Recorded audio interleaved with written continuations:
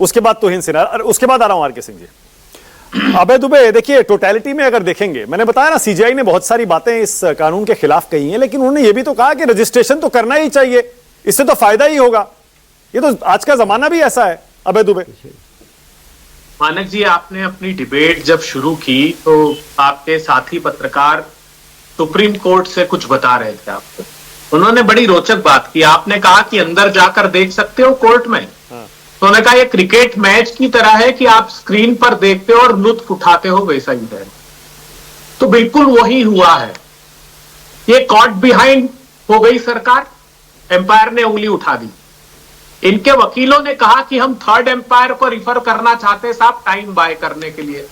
तो वो third umpire को गया है मुकदमा, लेकिन कॉट बिहाइंड हो गए, ये सर्वोच्च अदालत ने सिद्ध कर दिया। राकेश सिन्हा साहब के धर्मनिरपेक्षता की परिभाषा सुनकर मुझे प्रधानमंत्री जी याद आ गए। शमशान, कब्रिस्तान, दिवाली, रमजान, अरे साहब बिल्कुल आत्मसात कर ली भारत के संविधान की धर्मनिरपेक्षता इन्होंने। मांस, मटन, मछली, मंगलसूत्र और दिन भर उसका राग लाते हैं। अच्छा लगा ये बात सुनकर मुझे। बहुत भ्रम फैलाया गया। जब ये कानून लेकर आए तो जब ये असीम वकार साहब ने एक प्रोविजन की बात की महिलाओं के, कि काउंसिल में और बोर्ड में महिलाओं की को स्थान पहले था, ज्यादा था, इन्होंने रिस्ट्रिक्ट कर दिया। ये कह रहे हैं, बड़े दिन से राग अलाप रहे हैं कि बहुत इंक्रोचमेंट है साहब। लोग दूसरे लोगों के बयान सुनाते हैं कि वक्फ की संपत्ति पर कब्जा है, वक्फ ने कई जगह क्लेम कर रखा है। तो उन्होंने क्या किया, सेक्शन 52A था पुराना, जिसमें था कि अगर कोई ऐसा इंक्रोचर होगा तो उसमें rigorous imprisonment of 2 years, rigorous, उसमें से रिगरस शब्द हटा दिया क्योंकि वो नॉन बेलेबल ऑफेंस था, उसको बेलेबल बना दिया। मतलब वो कब्जाधारियों के समर्थन का ये कानून इन्होंने बना दिया। कहते हैं सुप्रीम वो हाई कोर्ट नहीं जा सकते हैं, ट्रिब्यूनल का फैसला। इन्होंने उसका सेक्शन 83(9) नहीं पढ़ा। वो कहता है provided that the high court में on its own motion or the application of the board or any person aggrieved call for the examination. उन्होंने कहा कि साहब, और ये मुकदमे जो चल रहे हैं ना हाई कोर्ट में, सुप्रीम कोर्ट में, ये क्या चल रहा है प्रधानमंत्री जी? सर्वोच्च अदालत ने कहा कि अबाध रूप से धर्म को मानने की आजादी आर्टिकल 26 में है। अगर कोई धार्मिक संस्था, और शुद्ध रूप से ये धार्मिक है, ये बता दूं, ये जो वक्फ का कंसेप्ट है, ये धर्म के प्रति समर्पण का भाव है किसी के।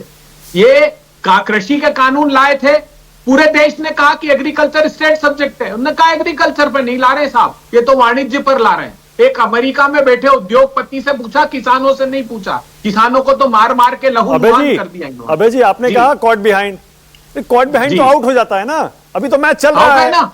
नहीं अभी नहीं, अभी देखिए, अभी इंटरिम ऑर्डर पास करने वाले थे चीफ जस्टिस, फिर रुक गए, उसके बाद ब्रेक ले लिया। वही तो कह रहा हूं, एम्पायर ने उंगली भी उठा दी है, इन्होंने थर्ड एम्पायर को रिफर करवाया। नहीं, अरे इंटरिम ऑर्डर आपको पता है स्टे होता है, स्टे और फाइनल ऑर्डर में फर्क होता है। सुनिए ना, हाँ, मैं वही कह रहा हूं। देखिए, करारा तमाचा तो पड़ गया सरकार के इंटेंशन पे। एक प्रोविजन, एक बात ही ऐसी नहीं कह सकते, ये सिर्फ सांप्रदायिक ध्रुवीकरण करना चाहते। नहीं, मैंने कहा ना अभय जी ने, 1 सेकंड, देखिए चीफ जस्टिस ने भी कहा कि डिजिटाइजेशन या जो रजिस्ट्रेशन है वो अच्छा होगा, तो रजिस्ट्रेशन के पक्ष में तो सुप्रीम कोर्ट भी है, तो आप ये क्यों मानकर चल रहे हैं कि कोर्ट ने उंगली उठा दी? ये दो अलग अलग बातें आप कह रहे हैं। हाँ। एक एस्पेक्ट है रजिस्ट्रेशन, अर्थात उसकी डीड कराने का। हाँ। तो वो रजिस्ट्रेशन सुप्रीम कोर्ट कह रहा है कि 100, 200, 500 साल पुरानी अगर धार्मिक स्थल है, उसके कागजात कहां से लाएंगे? हाँ। अरे रजिस्ट्रेशन हो रहा है 2008 के बाद, कंप्यूटराइजेशन के साथ रजिस्ट्रेशन हो रहा है, फिर कौन सा रजिस्ट्रेशन चार्ज? चलिए आज राकेश सिन्हा जी देश को आश्वस्त कर दे कि रजिस्ट्रेशन जो होगा उसका कोई आप स्टैंप ड्यूटी नहीं लेंगे, और जो कंप्यूटराइज, इन्होंने कहा कि वो जो रिट्रोस्पेक्टिव नहीं होगा। तो आज से जितनी संपत्तियां इसको रजिस्ट्रेशन, उसका रजिस्टर्ड मान करके उनको रजिस्ट्रेशन प्रोवाइड करा दीजिए। ओके, तो इन सिन्हा, उसके बाद आ रहा हूं आर.के. सिंह जी। तो इन सिन्हा, अच्छा राकेश जी एक कमेंट करना चाह रहे हैं। तो इन सिन्हा के सीनियर हैं, मुझे पता है, मुझे उम्मीद है राकेश जी के लिए देंगे तो इन सिन्हा 2 मिनट। राकेश जी बोलिए, क्या कह रहे हैं?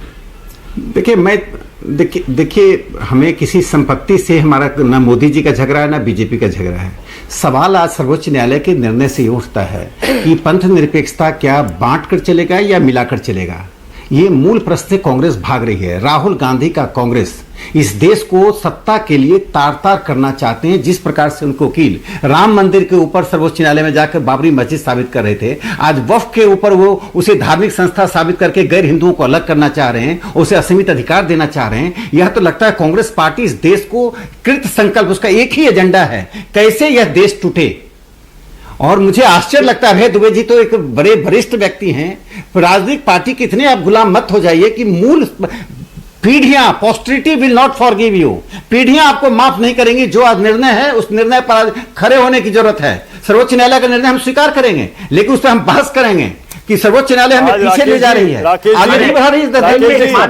राकेश जी, आज तो कमाल हो गया, सुप्रीम कोर्ट को आगाह कर रहे हैं, खतरनाक बता रहे हैं अंतरिम आदेश को, राहुल गांधी को देश तोड़ने वाला बोल रहे हैं, अभय दुबे को बोल रहे हैं गुलाम है। प्लीज ऐसे मत क्यों नहीं कहेंगे मानक जी? हाँ अभय जी जल्दी से, क्यों नहीं करेंगे ऐसा?